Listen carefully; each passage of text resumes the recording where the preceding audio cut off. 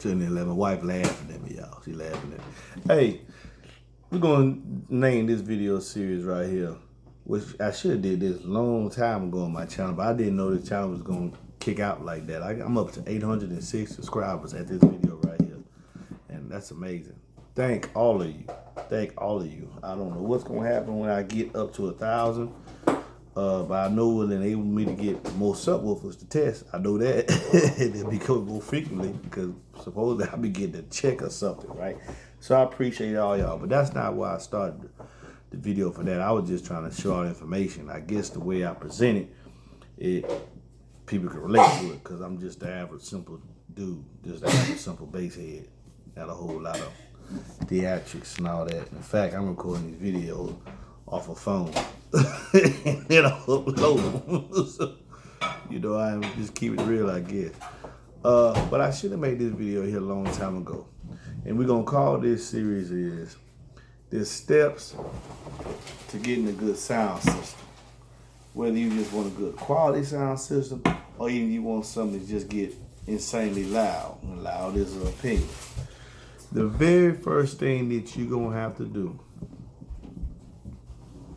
and not pick out your amplifier, not pick out your subs, and ain't pick out your door speakers. Remember the video I told you earlier, a great sound system starts where? Under the hood. Whether you got a car, Jeep, SUV, truck, shit, maybe you ain't got a motorcycle, I don't know. But I know car, SUV, truck, Jeep. First thing you're going to have to do when you have to design a sound system is find out what is your alternator amp rating. You need to know your amplifier amp rating so you can know at the starting point what power amplifier your electrical can support. So let's say, for example, you got a, Malibu 130 amp alternator. For every amp, 10 watts, roughly. Every amp, 10 watts. So if you got a 130 amp alternator, 10 times 130 is 1,300. You can support a 1,300 watt amplifier, whether it gives 1,300 watts at 1 ohm, 2 ohm, or 4 ohm.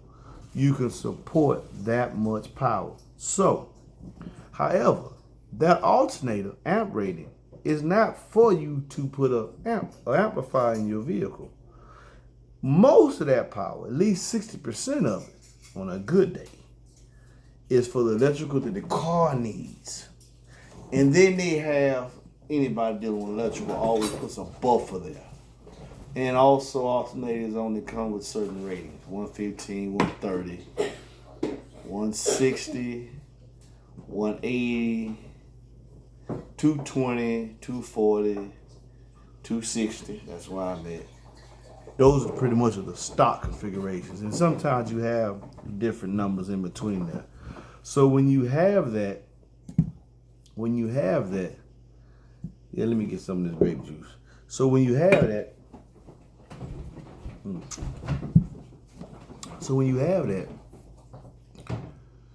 then you know your amp rating. You know what, if you didn't have nothing else electrical, your alternator can supply that much power. And I'll give you a 130 amp alternator, 1,300 watt system. So now you can look for a 1,300 watt amplifier and under, maybe even a 1,500 watt. Because if you're going 1,300 watt and under, then you need to get what else to go with it? Batteries. One good AGM up front with a reserve capacity of, let's say, 130, 140, 150, 800 cold cranking amps. You get you an excess power battery. You get your excess power battery that's got enough cold cranking amps and got enough reserve capacity. That plus your alternator rating will help you. If the alternator is only giving up 130 amps and 60% of that goes to the vehicle needs, then you're going to need something that helps support what you want to put in, your amplifier. So then you're going to need to change out that. And this is the second thing. Once we know the alternator rating and you want to put a sound system in your vehicle, you need to get rid of that dry cell battery and go to an AGM. absorb glass mat. Why? Because the AGM battery wants to give off its power. It wants to let power come in and give it out, readily available. The dry cell battery, which is what most vehicles come with, it wants to hold its power. It does not want to give it off. That's why your lights dim, because you didn't check your alternator rating. So you're trying to run a 2500 watt alternator, 2500 watt amp, and your alternator is on 130 amps. 1300 trying to supply 2500 watts. What are you getting? You're getting 1300 watts. For every amp is 10 watts. I don't care how big an amplifier you put back there. If you don't have the electrical up front to support it, you're only going to get the amps that you can support. You're only going to get the amps that you can support. So you get your 130 watt alternator, 60% of that's going to the vehicle. You get your excess power with 880 or 600, whatever cold cranking amps. Now you got, okay, 10 times that's 6,000. Yeah, but take half of that. Just because I said you got a battery that says 800 cold cranking amps. You say, okay, well, 800 cold cranking amps. 10 times 800 is 10 times. Oh, that's 8,000. I can support an 8,000 watt amp. No. Take half of that. Take half of that. And remember that your alternator has to continuously charge that battery. So this is just a entry level. Most entry level systems you can do 500 watts. 500, maybe you're pushing 1,000, but you need to have batteries to help support the alternator. That has to be interconnected. You can go to a dealer, access. You know, I can say dealer. You can call a car dealer shop, and they'll help you with that to a point. Because some of them. I mean, a lot of car dealer shops don't know what the hell they don't know where they get their license from. Some of the stuff I have to fix this around here is in Atlanta, Georgia. I'm like, man, where did you get this installed at? Are you serious? They told you that? That's crazy. They put this 1,500 watt amplifier in your Malibu, and you only got a 130 amp alternator. How they figure? And you got a dry cell battery? How they figure you don't get 1,500 watts out of it? I don't understand that. And then they sell them a 1,500 watt amp, and this goes to something else, and only got 40 amps of fusing. 220 amps. For every amp's 10 watts. So you got 220 amp fusing. 20 and 20 is 40. 40 times 10 is 400. That's all you're gonna get out of that amp. Maybe 500. That's it. That's it, man. This is basic electricity. So in closing, let's go back. First step on this video series right here, and look for them. I'm gonna say design the video. The name of this video is gonna be design the cardio system part 1. Part 1. What's the first thing we do? We go outside. We pop the hood. We look at the alternator. We find out from the manufacturer. And how you do that? You get your VIN number and you call the manufacturer, the dealership that sold you the car or that makes the car. And you say, this is my VIN number. What is my alternator amp rating?